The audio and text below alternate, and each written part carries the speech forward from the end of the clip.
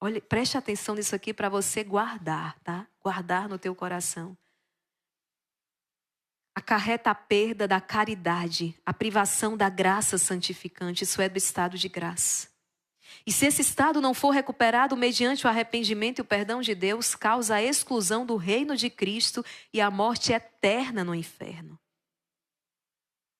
Se esse lhe faz perder a caridade, lhe priva da graça santificante, do estado de graça, e se esse estado não for recuperado mediante arrependimento e confissão, causa a exclusão do reino de Cristo e a morte eterna no inferno. Olha aqui como isso aqui é grave.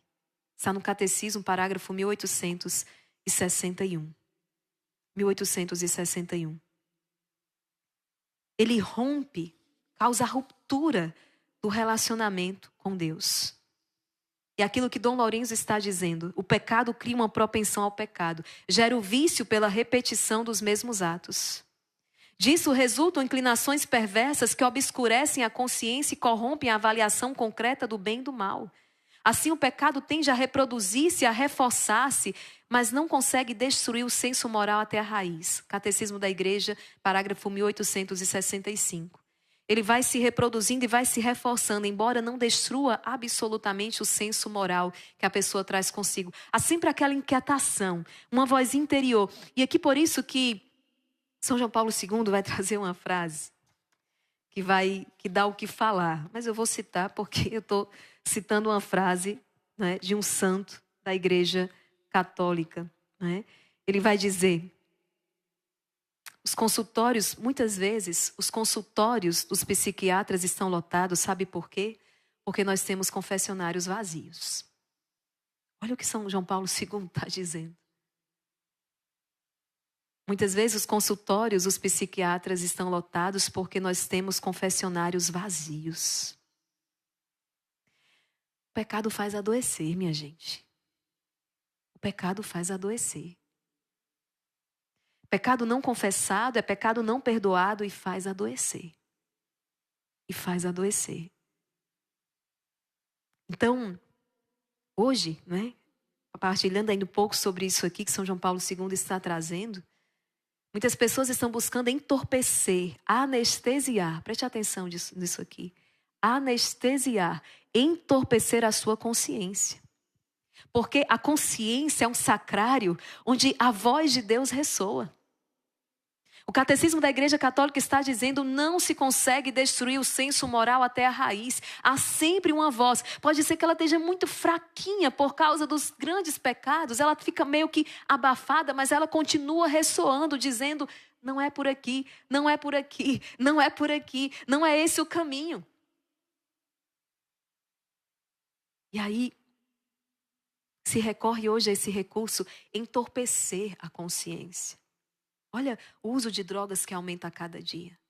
Tem alguma coisa errada. Tem alguma coisa errada. Mas eu preciso entorpecer ou anestesiar das pessoas que, né, se automedicam aí para passar o dia num estado anestesiado. Não suporta a lucidez. Mais uma vez, eu preciso aqui abrir o parêntese, né? Nós não estamos... Cada caso é um caso.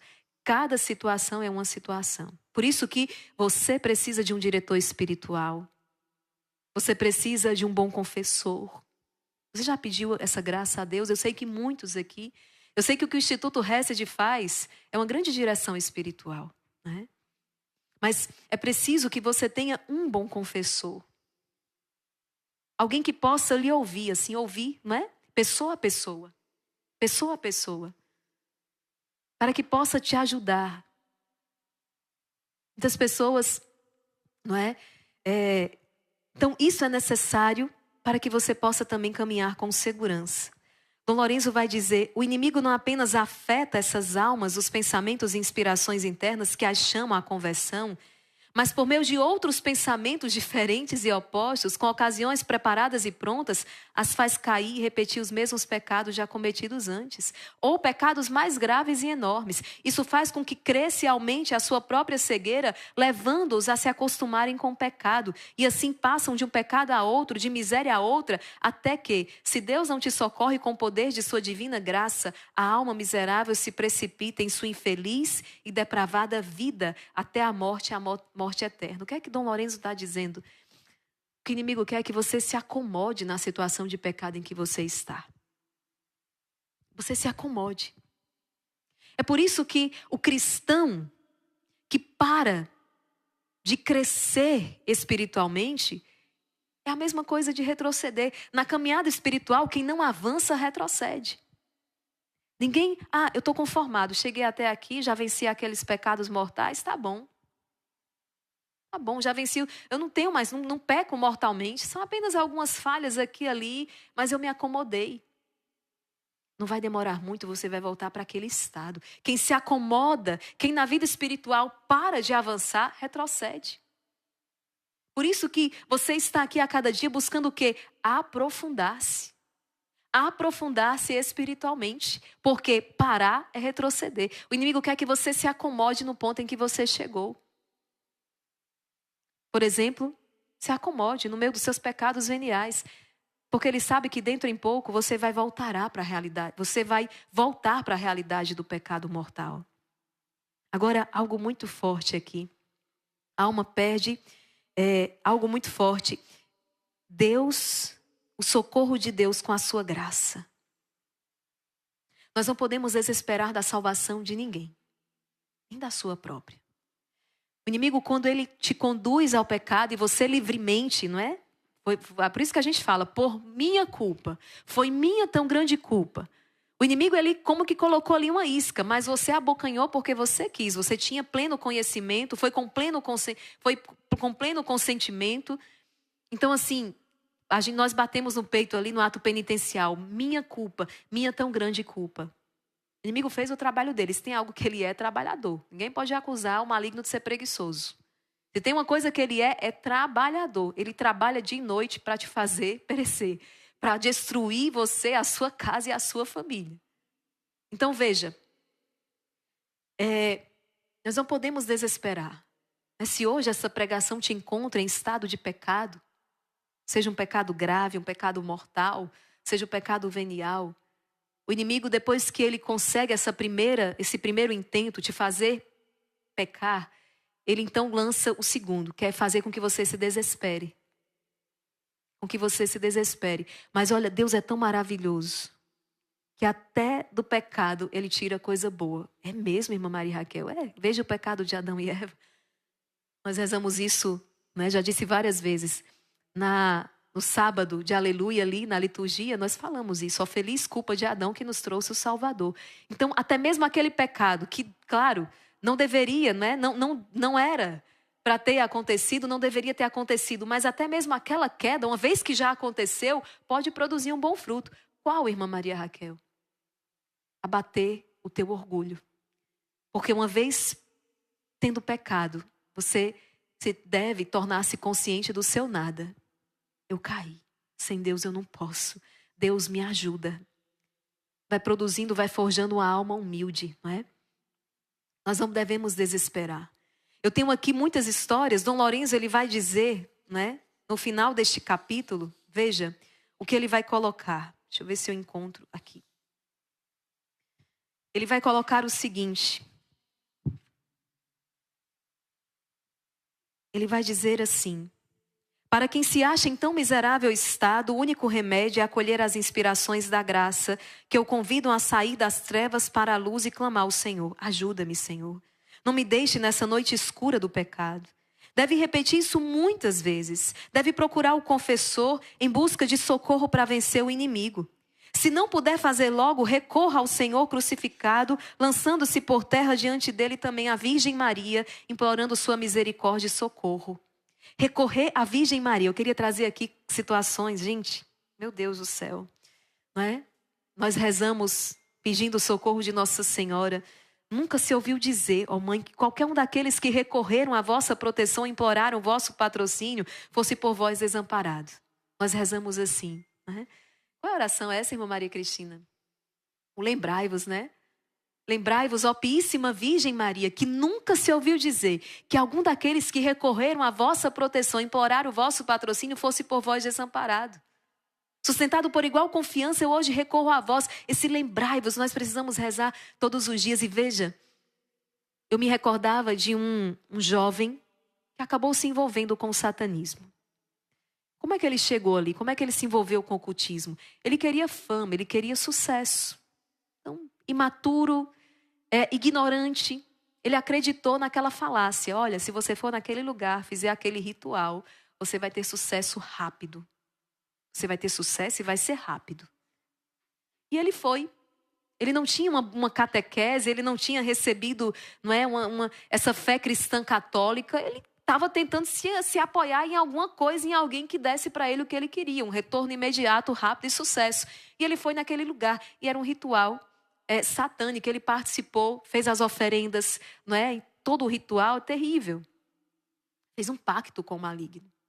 E ficou caminhando anos dentro daquela realidade. E foi afundando, né? Foi afundando no alcoolismo, foi afundando nas drogas, foi afundando numa vida promíscua, até que ele se apaixonou por uma jovem cristã católica. A jovem, por sua vez, ignorava aqueles caminhos que ele estava, não é? Aquele envolvimento com o satanismo. Sim, via que era uma pessoa que não caminhava na graça de Deus, caminhava no pecado, mas não imaginava o quão profundo era, né, no sentido de que havia ali por trás até mesmo um pacto com Satanás. E foram se relacionando, até que ela viu que não dava, desistiu, não quis mais. Só que ela fez uma coisa. Movida por compaixão, ela deu àquele rapaz a medalha milagrosa. E disse para ele, coloque na sua carteira.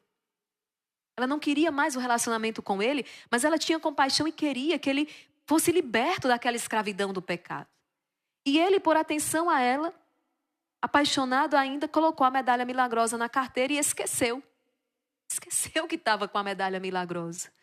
Gente, aquele rapaz, algo ou alguém, nós sabemos que é a nossa Mãe do Céu, começou a inquietar tanto. Ele começou a viver a experiência do arrependimento. As escamas começaram a cair dos seus olhos. Olha que eu estou falando de alguém que estava no satanismo. Mas ele começou a enxergar as más escolhas. Começou a perceber que não havia razão para ele estar onde ele estava.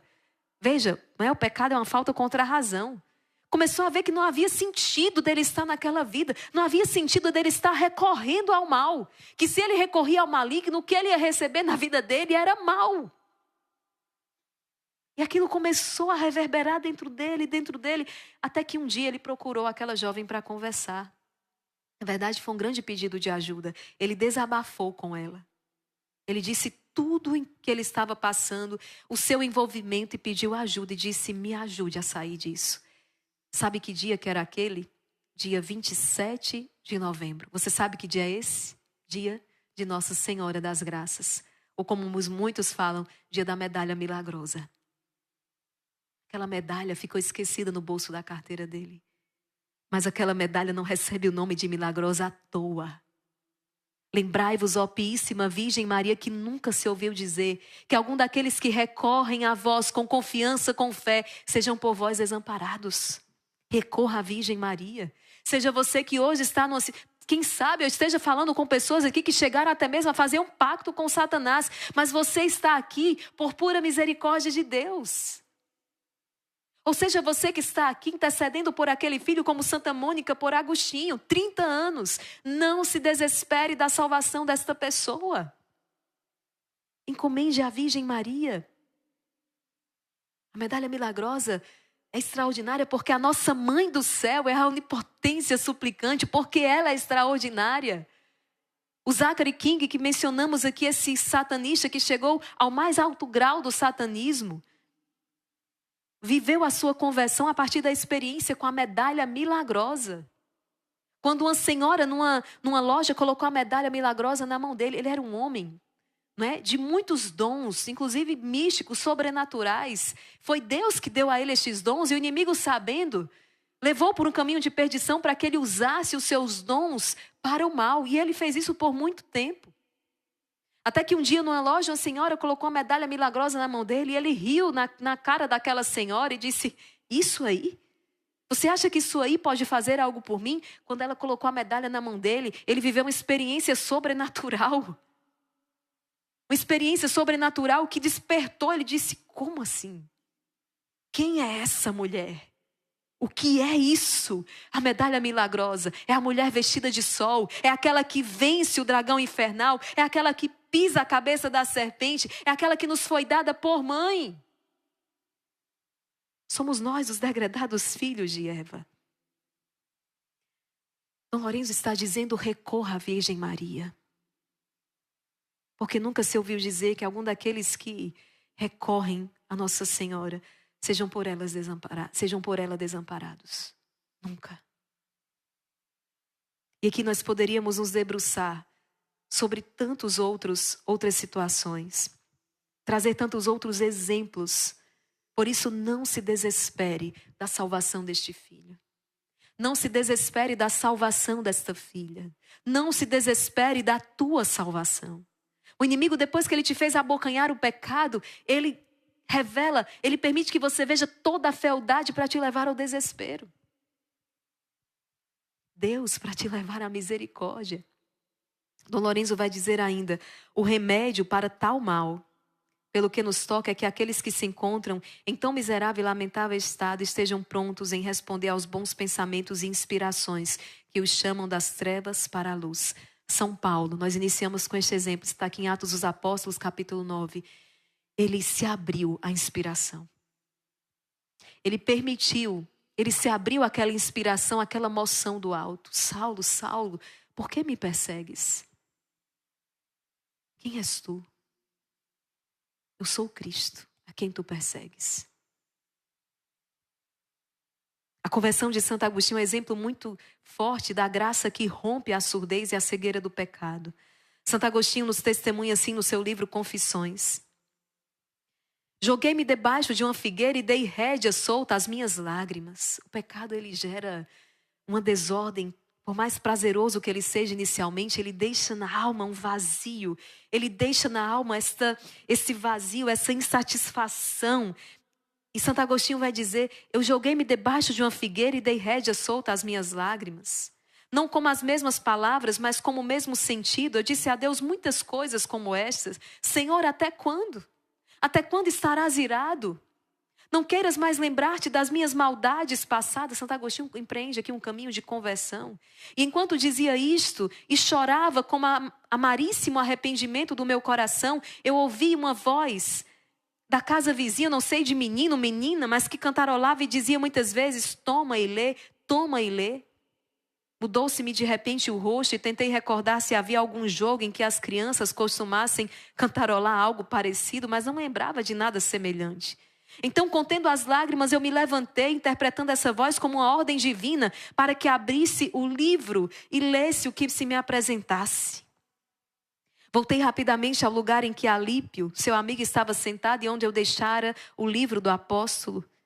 Eu tomei a palavra de Deus, abri e li em silêncio o primeiro trecho em que pus os olhos e dizia assim: não andeis em comilanças e bebedeiras, nem em orgias, deixai as contendas e rixas e revesti-vos de nosso Senhor Jesus Cristo e não vos ocupeis da carne e dos seus desejos. E não quis ler mais nada, também não era necessário, pois quando terminei de ler esse parágrafo, dissipou-se toda a escuridão das minhas dúvidas, como se uma luz fortíssima me tivesse inundado o coração, e então eu exclamei. Era a vida de Agostinho, uma vida em bebedeira, gulodices, uma vida luxuriosa, era uma vida devassa. E quando ele abre aquele livro, então a palavra de Deus, o Senhor está dizendo: basta. Não, se não vos entregueis mais a esta vida. E Santo Agostinho vai dizer então: não preciso de mais nenhuma palavra. E exclamou: tarde te amei. Beleza tão antiga e tão nova. Tarde te amei. Tu estavas dentro de mim e eu andava por aí. Eu estava fora de mim. Como animal, lançava-me sobre as coisas belas que tu criaste. Tu estavas comigo, mas não eu estava contigo. Mantinham-me atado longe de ti essas coisas, que se não fossem sustentadas por ti, deixariam de ser. Chamaste-me, gritavas-me, rompeste a minha surdez, brilhaste e resplandeceste sobre mim, e expulsaste dos meus olhos a cegueira. Exalaste o teu espírito e aspirei o seu perfume, e desejei-te, saboreei-te, agora tenho fome e sede de ti. Tocaste-me e ardi por tua paz. Tocaste-me e ardi por tua paz.